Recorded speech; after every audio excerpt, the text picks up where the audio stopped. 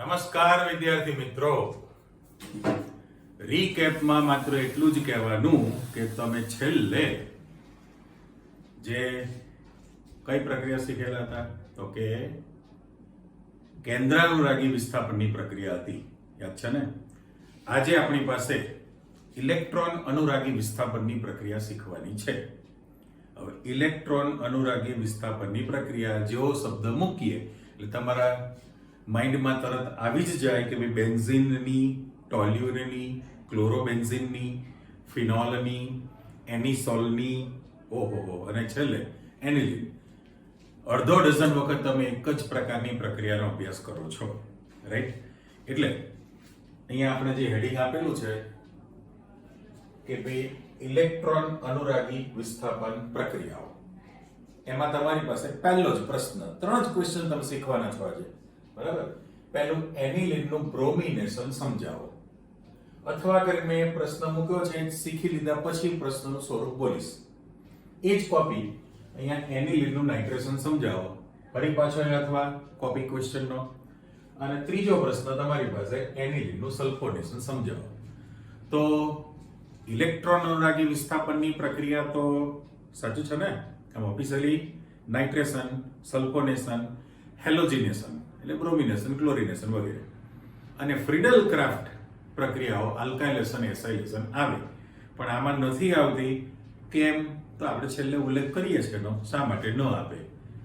એટલે સૌથી પહેલા પ્રશ્નમાં તમે આવી જાઓ તો પહેલો જે ક્વેશ્ચન આપણે મૂકીએ છીએ બ્રોમિનેશનનો, બરાબર? એમાં હું સ્ટ્રક્ચર બધા છૂટા પાડીને બતાવીશ, પાઠ્યપુસ્તકમાં પણ આપ્યા છે એ રીતે. પણ નાઇટ્રેશનની અંદર તમારી પાસે સેમ કોપી છે, એમાં સીધા અણુસૂત્ર લખેલા છે, એટલે આપણે એવો ઉલ્લેખ કરવાના છીએ. પણ અહીંયા આગળ એનિલિન માટે થોડી પ્રસ્તાવિકા પેટે એવું આપણે કહી નાખીએ કે ભાઈ એનિલિનમાં જોડાયેલો જે NH2 સમૂહ છે, NH2 સમૂહ, બરાબર, એમાઇન, એ કેવો પ્રેરક છે? તો કે ઓર્થો પેરા નિર્દેશક ક્રિયાશીલ સમૂહ છે, રાઈટ? કે તમે જે પ્રક્રિયા કરવાનો છો, આપણે ઓર્થો પેરા નિર્દેશક સમૂહના 5 નામ ઘણી વખતે બોલ્યા છે. મિથાઇલ CH3, મિથોક્સાઇડ OCH3, એમાઇન એટલે NH2, હાઇડ્રોક્સિલ OH અને હેલોજન X. તો 5 સમૂહની જે જ્યારે તમે પ્રક્રિયા કરો છો ત્યારે મોટા ભાગે ઓર્થો પેરાનું જ મિશ્રણ બને. એટલે અહીંયા આગળ એનિલિનમાં રહેલો NH2 સમૂહ જે છે, એમાઇન સમૂહ, એ ઓર્થો પેરા નિર્દેશક છે, રાઈટ? અને સાથે સાથે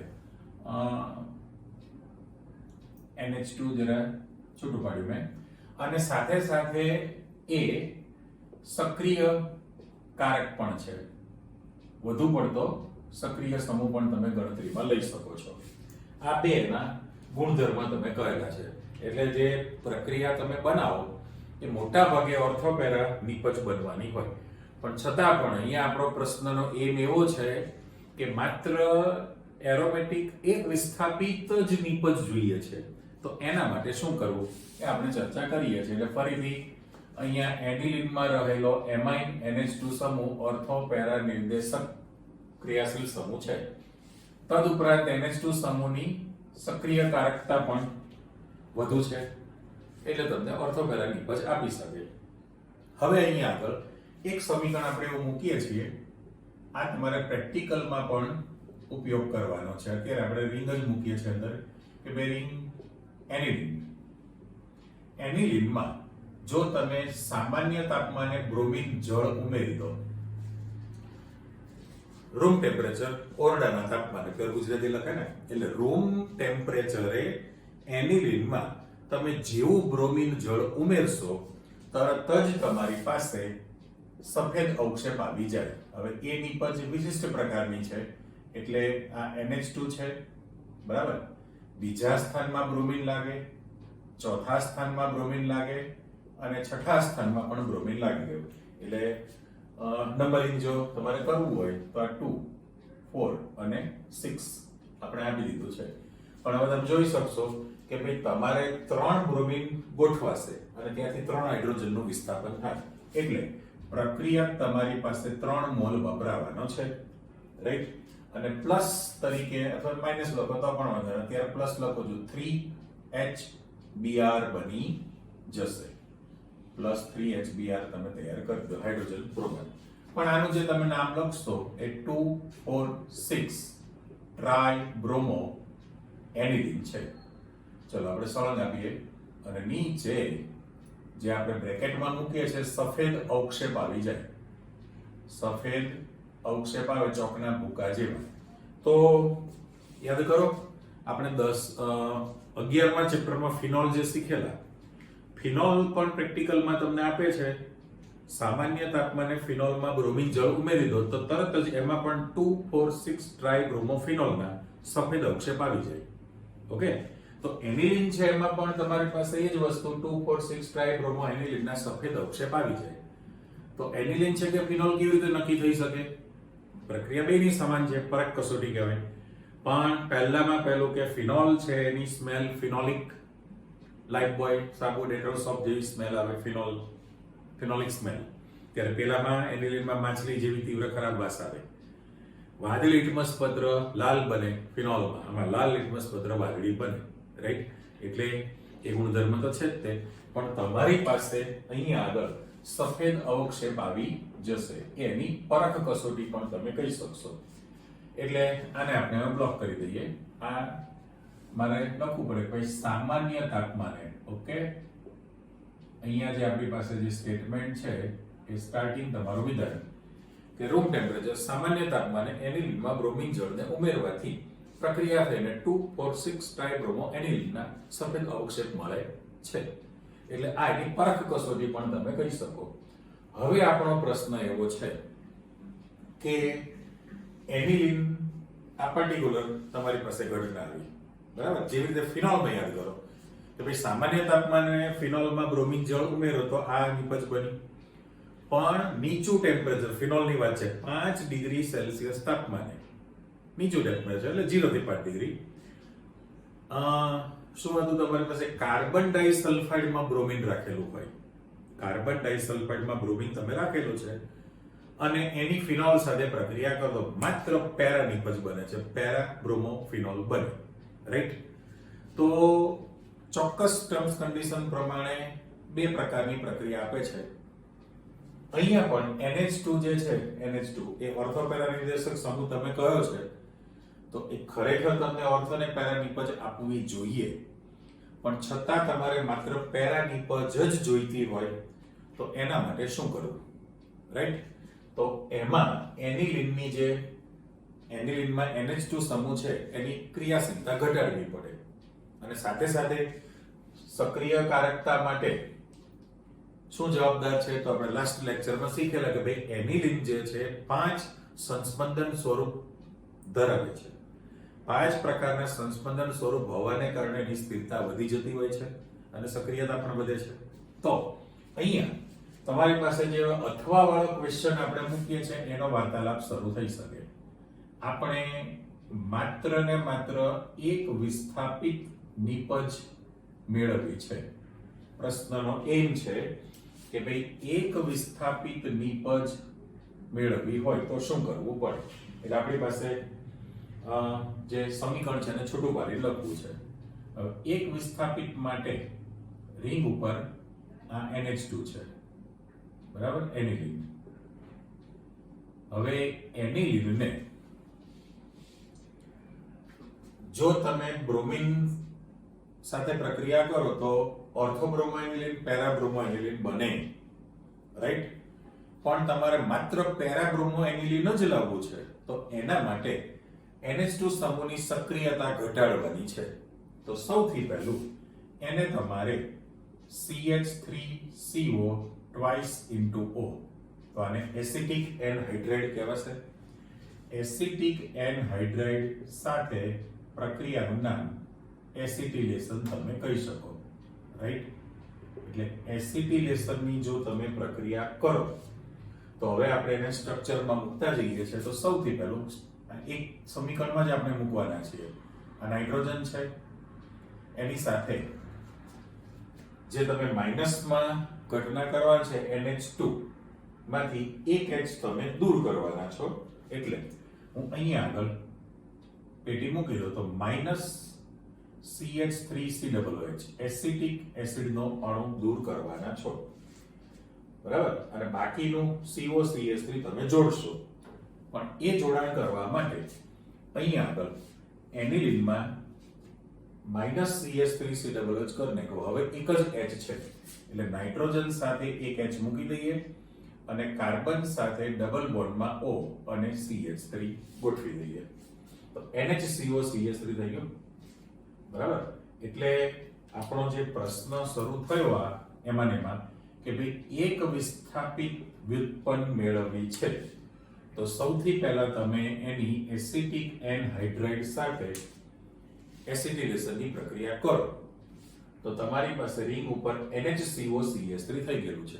હવે આમ ઓફિશિયલી એનું નામ પાડીએ તો કેવું થશે એની અંદર, કારણ કે આ જે છે પૂર્વક તરીકે N ફિનાઇલ અને ઇથેનેમાઇડ કહી શકાય ને, CH3CONH2 CH3CONH2 હોય તો આપણે ઇથેનેમાઇડ કહીએ છીએ, એક હાઇડ્રોજનનું વિસ્થાપન કરેલું છે એટલે જ્યારે તમે એનું નામ લખશો તો તમારી પાસે N ફિનાઇલ અને ઇથેનેમાઇડ તમે કહેવાના છો. N ફિનાઇલ ઇથેનેમાઇડ કરેલું છે, રાઈટ? પણ રિંગ ઉપર NHCOCH3 હોય તો એનું નવું નામ છે જેનું નામ છે એસિટેનિલાઇડ. આ લાસ્ટ લેક્ચરમાં તમને આપણે સમજાવેલું છે. રિંગ ઉપર NHCOCH3 હોય તો એનું નામ હતું આપણી પાસે એસિટેનિલાઇડ એટલે N ફિનાઇલ ઇથેનેમાઇડ બનેલું કહેવાય. હવે રિંગ ઉપર NHCOCH3 આ જે સમૂહ છે એ પાછો ઓર્થોપેરા નિર્દેશક છે, ઓર્થોપેરા નિર્દેશક છે. હવે જો તમે એનું કરશો બ્રોમિનેશન એટલે અહીંથી જે તમે બ્રોમિનેશનની પ્રક્રિયા કરવાના છો એ Br2 છે પણ એસિટિક એસિડ સાથે રાખેલું બ્રોમિન છે. ચલો આ આપણી પાસે એસિટિક એસિડ સાથે રાખેલું બ્રોમિન તો માત્ર પેરા નિપજ બનશે. આખું સ્ટ્રક્ચર એઝ ઇટ ઇઝ તમે મૂકી દો કે બે રિંગ, આ તમારી પાસે નાઇટ્રોજન, આ hydrogen, C double bond O અને CH3 છે. ચલો ઓકે, અને એના પેરા સ્થાનમાં તમારી પાસે Br લાગી જાય.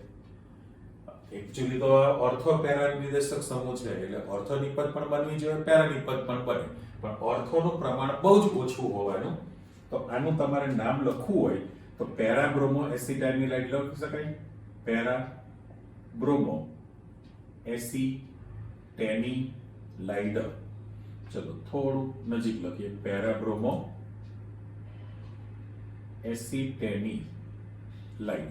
અથવા તમે મકાન નંબર પ્રમાણે 4 પણ આપી શકો ને, એ 4 નંબર છે લખી શકે તો 4 બ્રોમો પણ તમે વાપરી શકો.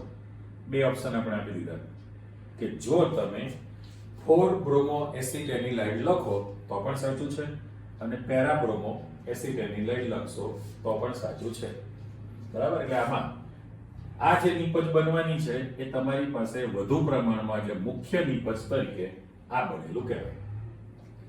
હવે જે એમાઇડ સંયોજન છે એનું તમારે કરવું પડે જળ વિભાજન.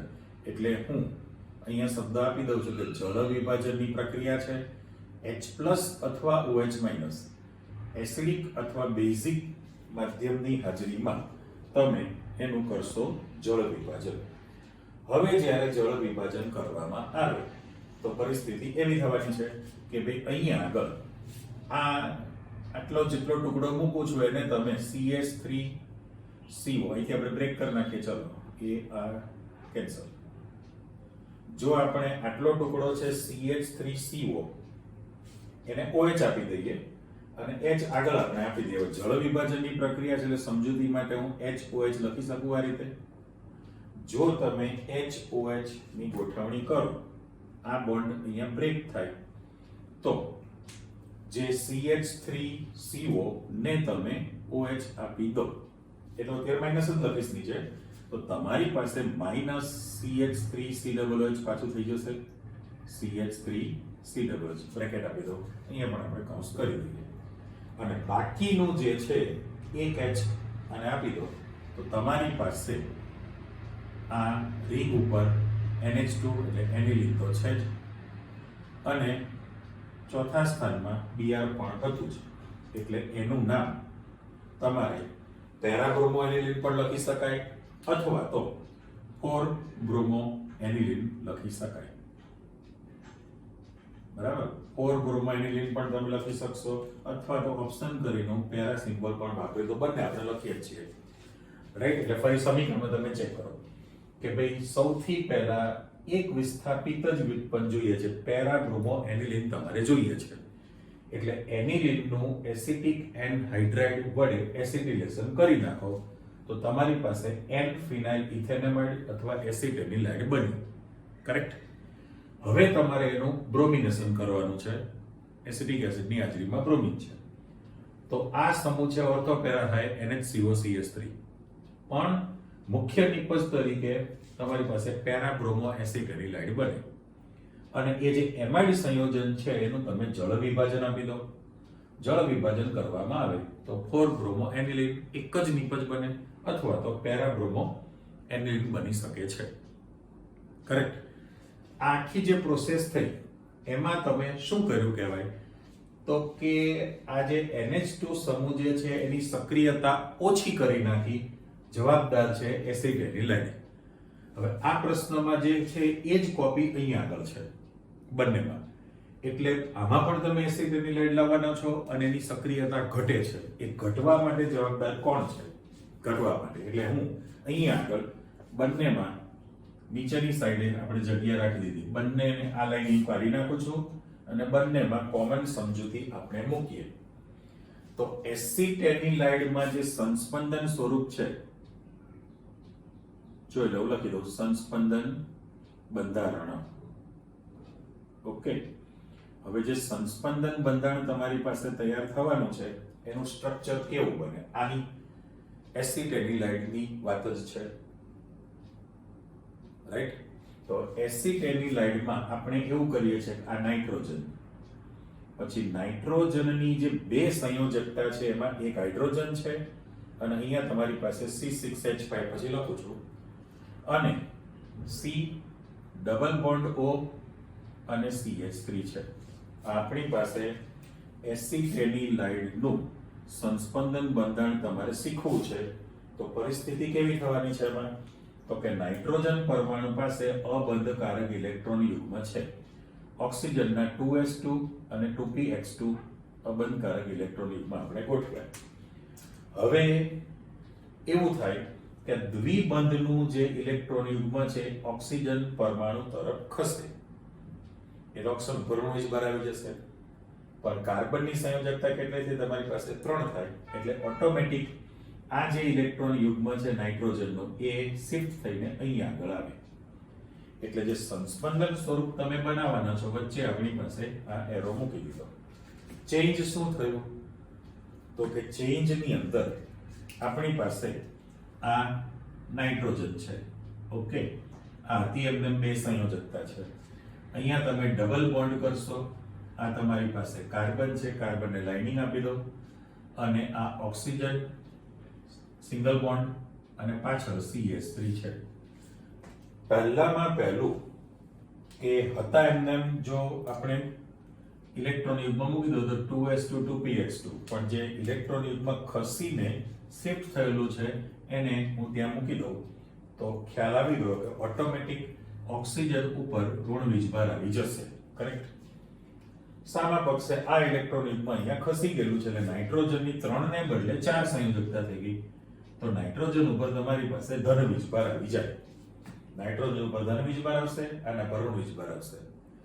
પરિસ્થિતિ એવી થઈ, હવે મારે જો આને ફરજિયાત હું C6H5 લખું છું અને રાઉન્ડ આપી દઉં. ઓકે, આ સમજવા માટે પહેલા લખેલું છે આપણે તો પહેલો બ્લેક કલરમાં લખેલું છે એનું ઓરિજિનલ સ્ટ્રક્ચર આપી દીધેલું છે. પણ C6H5 હોય તો આપણે પહેલી જ ચર્ચા કરી કે ભાઈ એનિલિનમાં 5 સંસ્પંદન સ્વરૂપ છે. એની સાથે નાઇટ્રોજનનું જે અબંધકારક ઇલેક્ટ્રોન યુગ્મ હતું એ સંકળાયેલું હતું ફિનાઇલ કેન્દ્ર સાથે અને એના કારણે વીજ ઘનતા જે છે એનિલિનના સંસ્પંદન સ્વરૂપમાં ઓર્થો સ્થાન પર પેરા સ્થાન પર અને ઓર્થો સ્થાન પર ત્યાં ઇલેક્ટ્રોનની વીજ ઘનતા વધી જાય અને એના કારણે તો એ તમારી પાસે ઓર્થો પેરા નિર્દેશક બને છે. એ આપણું પહેલું રીઝન હતું. પણ ઇલેક્ટ્રોન યુગ્મનું દાન કરવાનું છે તો બેઝિક ગુણધર્મ થયો કહેવાય અથવા સક્રિયતા વધી કહેવાય. ત્યારે અહીંયા એસિટેનિલાઇડ જે છે, એસિટેનિલાઇડમાં નાઇટ્રોજનનું અબંધકારક ઇલેક્ટ્રોન યુગ્મ એ ઓક્સિજન સાથે પ્રક્રિયામાં વપરાણું કહેવાય. કારણ કે આ જ્યારે અહીંથી શિફ્ટ થશે તો એને અહીંયા આપવું પડે એટલે આની સાથેની પ્રોસેસ થઈ કહેવાય. માટે જે સક્રિયતા છે, સક્રિયતા એ ઓછી થઈ જાય એસિટેનિલાઇડની. કોની સાપેક્ષમાં? એનિલિનની. ત્યારે એનિલિનમાં હવે હું અહીંયા ફરી પાછા જે ટપકા છે આપણે મૂકી દઈએ. ચલો, તો નાઇટ્રોજન પાસે અબંધકારક ઇલેક્ટ્રોન યુગ્મ હતા છે. અહીંયા પણ મૂકીશ તો અબંધકારક ઇલેક્ટ્રોન યુગ્મ છે, એને હું રાઉન્ડ આપી દઉં. તો બંનેમાં કમ્પેરિઝન કરી લીધી તમે. આના માટે અને નાઇટ્રેશન બંને માટે કોમન છે એટલે આપણે વચ્ચે સમજૂતી મૂકેલી છે કે ભાઈ આ સંસ્પંદન સ્વરૂપમાં સંકળાયેલું હોવાથી સંસ્પંદન સ્વરૂપમાં ઇલેક્ટ્રોન યુગ્મ ફિનાઇલ કેન્દ્ર સાથે ઓર્થો પેરા સ્થાનમાં ઇલેક્ટ્રોન ઘનતા વધારે છે એટલે સક્રિયતા એની વધુ છે. પણ આપણે NH2 સમૂહની સક્રિયતા ઘટાડવી છે. એ ક્યારે ઘટી કહેવાય? તો કે તમે આ એસિટિલેશન કરીને એનું એસિટેનિલાઇડમાં રૂપાંતરણ કરી દો તો આ સંસ્પંદન સ્વરૂપને કારણે નાઇટ્રોજનનો જે અબંધકારક ઇલેક્ટ્રોન યુગ્મ છે એ ઓક્સિજન સાથે પ્રક્રિયામાં વપરાશે, જેના કારણે એટલે એની સાથે પ્રોસિજરમાં ગયો તો એ ઇલેક્ટ્રોન યુગ્મ ફિનાઇલ કેન્દ્ર તરફ જઈ શકતો નથી હોતો. માટે NH2 સમૂહની સક્રિયતા જે છે એ વધુ હતી. આના કારણે સક્રિયતા ઘટી જાય છે. ક્લિયર? ચલો હજુ આગળ વધો તમે. હવે મેં તમને સ્ટ્રક્ચરમાં જે માહિતી આપેલી છે સ્ટ્રક્ચરની અંદર, બરાબર, એની બદલે હવે ડાયરેક્ટ સમીકરણ આપણે લખવું છે. તો ફરી પાછા આગળ વધો કે ભાઈ એનિલિનનું તમારે નાઇટ્રેશન સમજાવવું છે. ઓકે, હવે નાઇટ્રેશનની પ્રક્રિયા એટલે સાંદ્ર HNO3 ને સાંદ્ર H2SO પર. પહેલું તો સમીકરણ આપી જ દો કે તમારી પાસે આ રિંગ ઉપર NH2 જે એનિલિન છે એની સાંદ્ર H2SO4 ની હાજરીમાં સાંદ્ર HNO3 સાથે પ્રક્રિયા કરશો તો ખરેખર તો ઓર્થોપેરા નિર્દેશક સમૂહ છે ને, ઓર્થોપેરા નિર્દેશક સમૂહ છે. પણ અહીંયા જે મુખ્ય નિપજ પેરા બને છે એવી જ રીતે અહીંયા પણ તમારી પાસે મુખ્ય 3 પ્રકારની નિપજ બનશે. 3માં આ જે એનિલિન છે એના પેરા સ્થાનમાં NO2 લાગી જશે એટલે પેરા વ્યુત્પન્ન થઈ કહેવાય. ઓકે, પ્લસ અહીંયા આગળ ઓર્થો પણ બનવાની છે હવે અને મેટા પણ બનશે. તો મેટા બનવા માટેનું કારણ શું છે? ઓફિશિયલી જો તમે અહીંયા વિચારણામાં લઈ લો તો હું NO2 મૂકી દઉં. ઓકે, તો પહેલામાં પહેલું કે તમારી પાસે ખાલી પેરા વ્યુત્પન્ન અથવા નિપજ લખીએ. પેરા વ્યુત્પન્ન છે, અહીંયા હું લખું છું ઓર્થો વ્યુત્પન્ન છે અને સાથે સાથે તમારી પાસે મેટા વ્યુત્પન્ન પણ બનવાની છે તો નિપજ શબ્દ. તો એ પર્સન્ટેજ પ્રમાણે જો તમે જશો આની અંદર તો પેરા વ્યુત્પન્ન સૌથી વધુ 51% બને છે, 51%. જ્યારે ઓર્થો વ્યુત્પન્ન જે છે માત્ર 2% જ બને છે. તો આ પ્રમાણ તમારી પાસે સૌથી વધુ બન્યું ને. પણ મેટા વ્યુત્પન્ન બનવાનું કારણ શું છે? તો કે જ્યારે એનિલિન છે એ પ્રક્રિયા કરશે ત્યારે એમાંથી એનિલિનિયમ કેટાયન બની જાય. આ રિંગ ઉપર NH3 પ્લસ મૂકી દો બીજ પર. જ્યારે પ્રોસેસ થાય ત્યારે નાઇટ્રોજન ઉપર ધન વીજભાર પ્રસ્થાપિત થવાનો છે. એનિલિનિયમ કેટાયન બને ત્યારે નાઇટ્રોજન ઉપર ધન વીજભાર પ્રસ્થાપિત થશે અને આ જે છે NH3+ એ પોતે કેવો છે? તો કે મેટા નિર્દેશક સમૂહ છે. આ જે NH3 જે છે એ મેટા નિર્દેશક સમૂહ હોવાને કારણે તમારી પાસે મેટા વ્યુત્પન્ન પણ બનશે. સાથે સાથે મેટા વ્યુત્પન્નનો બીજો કલર મૂકું છું તો આ જે એનિલિન છે એના મેટા સ્થાનમાં પણ NO2 લાગી જાય, રાઈટ? પણ તમે જોઈ લીધું કે આ 51% છે, પેલું 2% છે, તો આપણી પાસે 47% જ બનવાનું છે ને. એટલે સાથે સાથે જે મેટા વ્યુત્પન્ન બનેલું છે, મેટા વ્યુત્પન્ન, એને હું જરા ડોટેડ રાઉન્ડ આપી દઉં છું, જોઈ લો. આ કરેક્ટ. એટલે પહેલામાં પહેલું ફરીથી કે ભાઈ એનિલિનને સાંદ્ર H2SO4 ની હાજરીમાં સાંદ્ર HNO3 સાથે પ્રક્રિયા કરવામાં આવે નાઇટ્રેશનની, બરાબર? એટલે ઉપર આપણે નાઇટ્રેશનની જે પ્રક્રિયા કરીએ એમાં મુખ્ય નિપજ 51% પેરા વ્યુત્પન્ન બને, માત્ર 2% જ ઓર્થો વ્યુત્પન્ન બનવાની છે. પણ સાથે સાથે મેટા પણ બને છે. એનું રીઝન એટલા માટે કે જે પ્રક્રિયા દરમિયાન એનિલિનિયમ કેટાયન જે બનવાનો છે એ એનિલિનિયમ કેટાયનમાં નાઇટ્રોજન પરમાણુ પર ધન વીજભાર, બીજો કલર મૂકીએ છીએ, નાઇટ્રોજન પરમાણુ પર ધન વીજભાર રહેવાનો છે, બરાબર? અને એ NH3+ મેટા નિર્દેશક હોવાથી મેટા વ્યુત્પન્ન પણ બને છે સાથે સાથે. હવે 47% તમને બની. ફરી પાછું હતું એમને જ કે તમારે તો એક વિસ્થાપિત વ્યુત્પન્ન લાવવી છે. અહીંથી ફરી પાછું આગળ વધો, બરાબર? એટલે બંનેમાં પ્રશ્ન હવે મારે મૂકી દેવાશે. આવી જાઓ કે ભાઈ એનિલિનનું બ્રોમિનેશન સમજાવો, તો આખી તમે ચર્ચા કરી. પણ તમને એમ કહેવામાં આવે કે એરોમેટિક એક વિસ્થાપિત નિપજ મેળવવા માટેની બ્રોમિનેશનની પ્રક્રિયા સમજાવો, તો તમારી આ ચર્ચા આવી. સેમ કવિ એનિલિનનું નાઇટ્રેશન સમજાવો અને એમાં પણ એક વિસ્થાપિત એરોમેટિક નાઇટ્રો વ્યુત્પન્ન મેળવવા માટેની પ્રક્રિયા સમજાવો, તો ફરી પાછી ચર્ચા એ જ આવે. હવે આમાં આપણે જે છે એ અણુસૂત્ર છૂટું પાડતા નથી.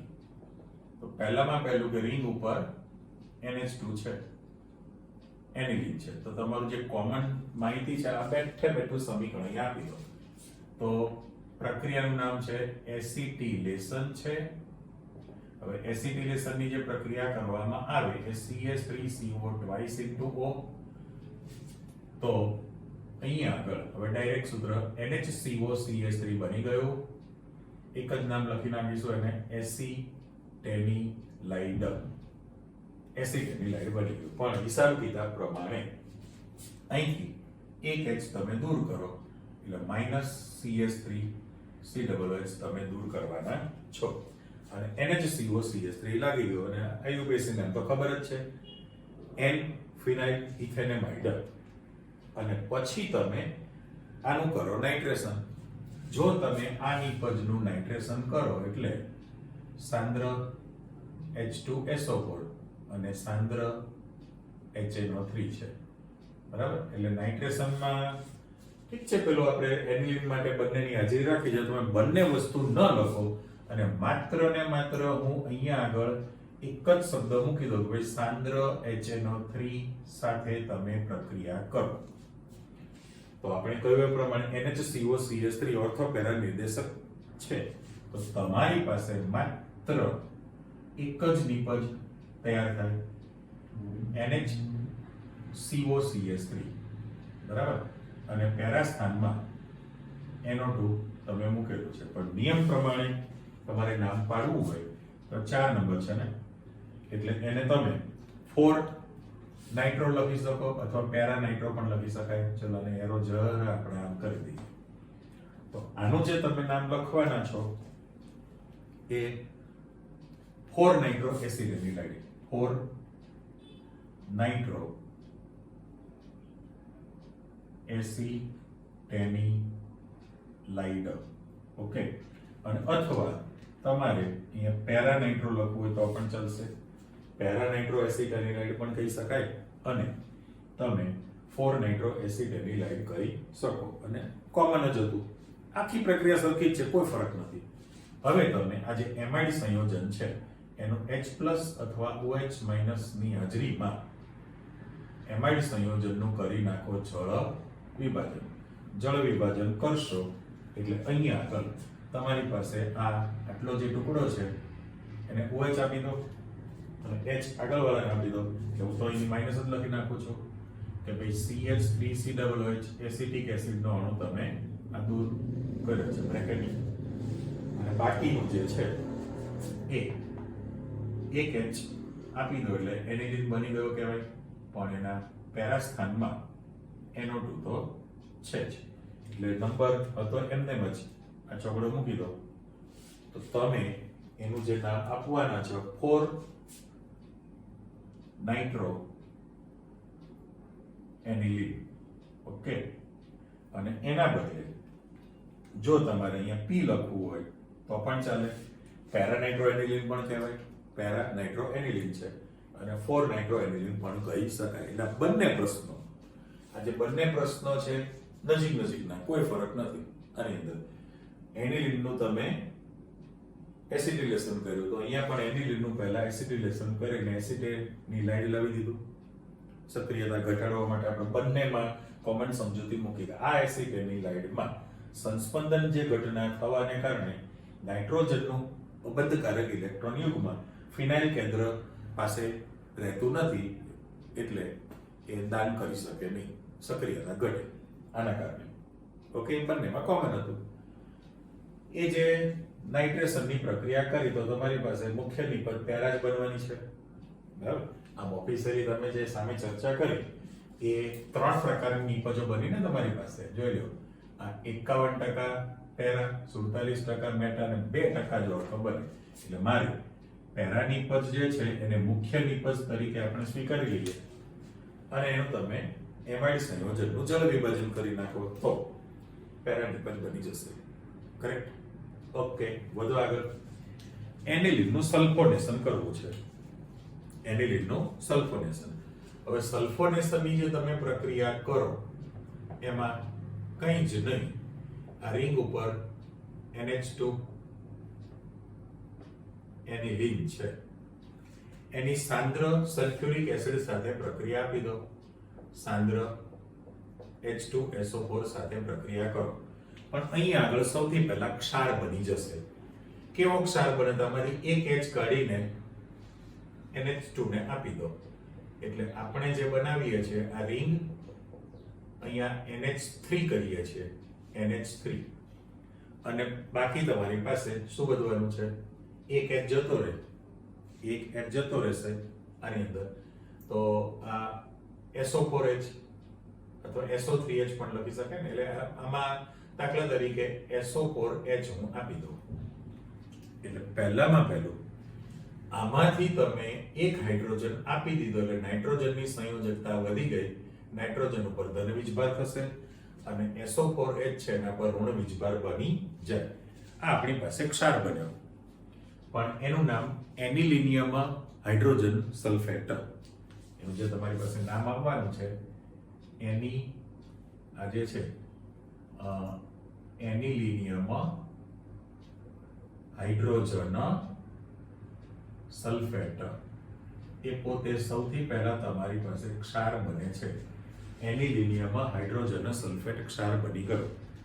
ઓકે, હવે જો તમે એને ગરમ કરશો, એટલે કે આપણે એરો નીચે મૂકીએ છીએ, હવે જે ટેમ્પરેચર છે 180 થી 200 ડિગ્રી, 180 થી 200, 200 એટલે આપણે 473 કેલ્વિન લખી શકાય, 473 એટલે 200 થયું, અને 180 છે એટલે પાછા 20 ઓછા કરો આમાં, એટલે 453 થી 473 કેલ્વિન કરી દો, બરાબર. એટલે 180 થી 200 ડિગ્રી સેલ્સિયસ તાપમાને તમે ગરમ કરો તો સૌથી પહેલા એમાંથી પાણીનો અણુ દૂર થશે.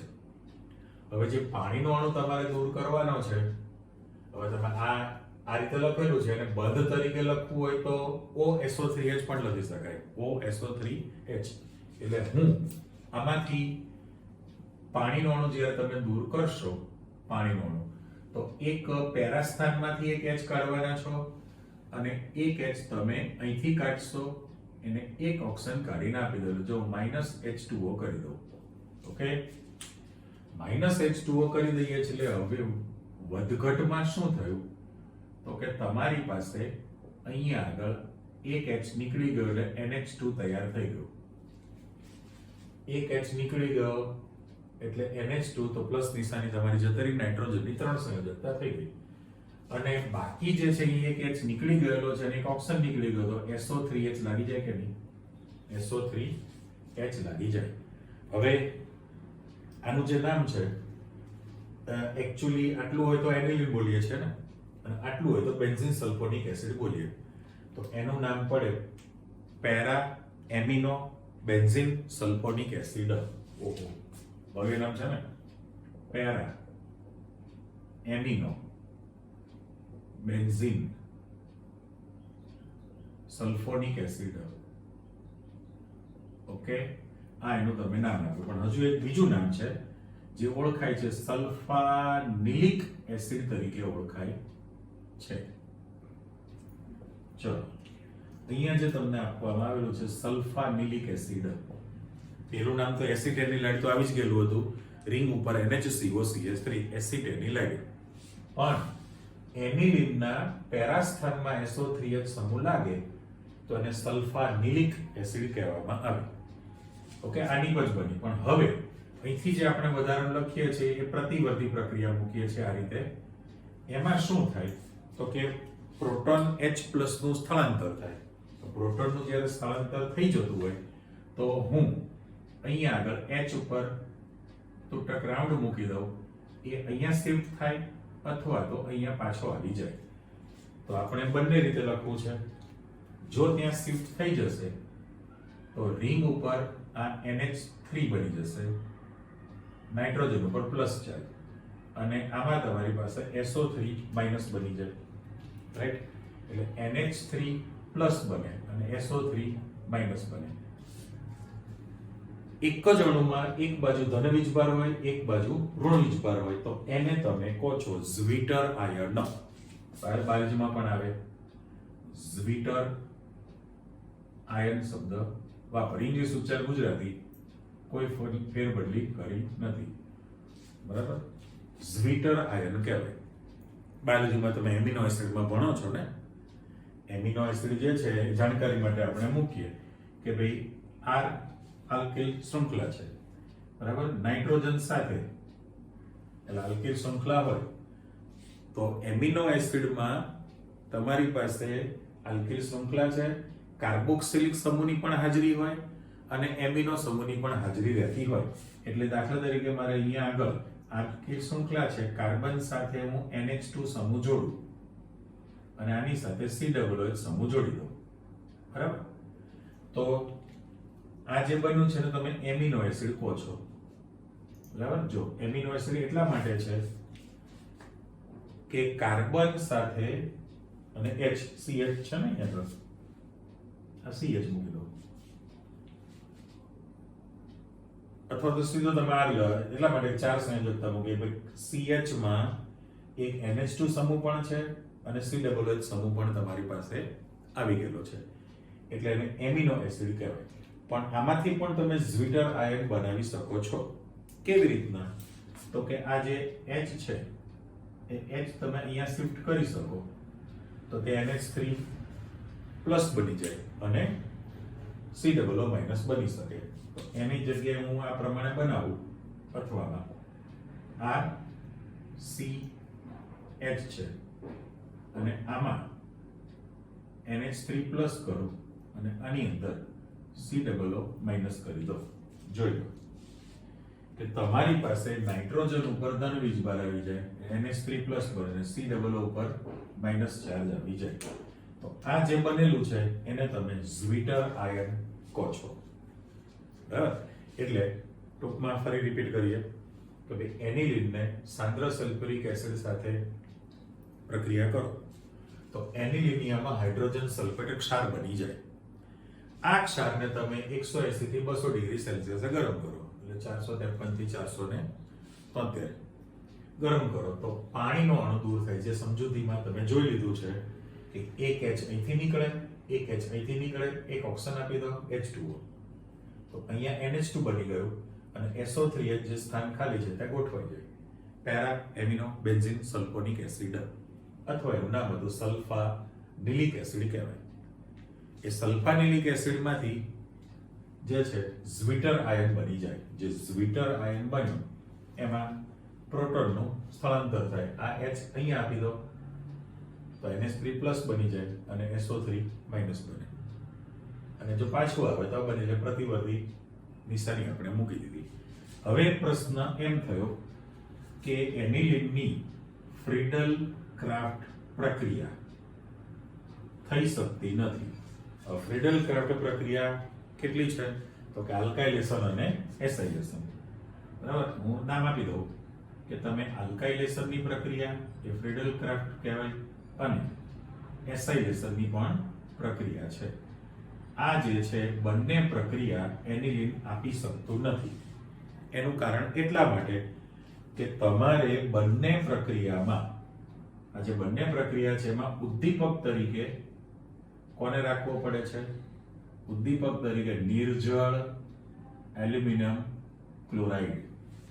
નિર્જળ AlCl3 ઉદ્દીપકની હાજરીમાં પ્રક્રિયા થવાની છે. હવે એ જે નિર્જળ એલ્યુમિનિયમ ક્લોરાઇડ છે AlCl3, ચલો બોક્સમાં મૂકી દઈએ, એ પોતે લુઈસ એસિડ તરીકે વર્તે છે.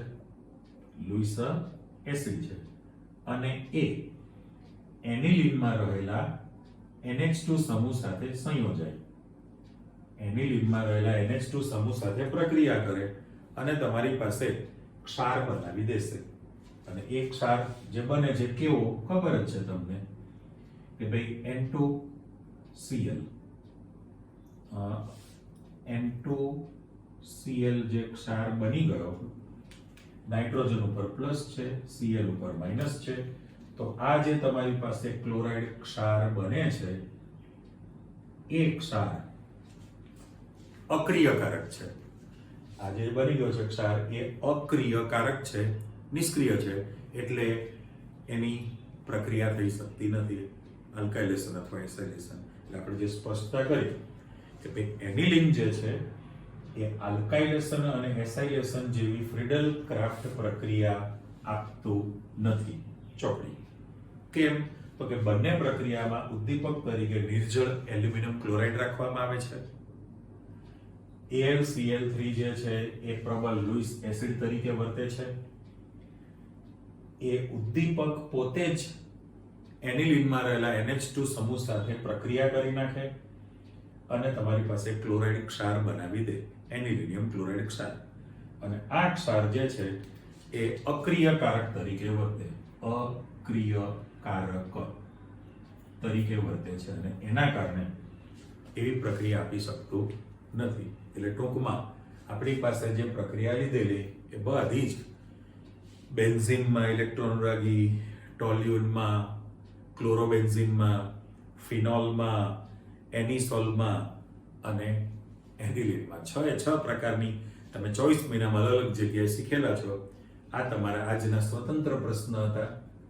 બ્રોમિનેશનની ડિટેલ હતી, નાઇટ્રેશનની ડિટેલ, એક વિસ્થાપિત એરોમેટિક વ્યુત્પન્ન લાવવાની હતી અને સલ્ફોનેશન છે, સલ્ફોનેશનની દુનિયા. બરાબર, નહીં થવા માટે રીઝન આપી દીધું છે.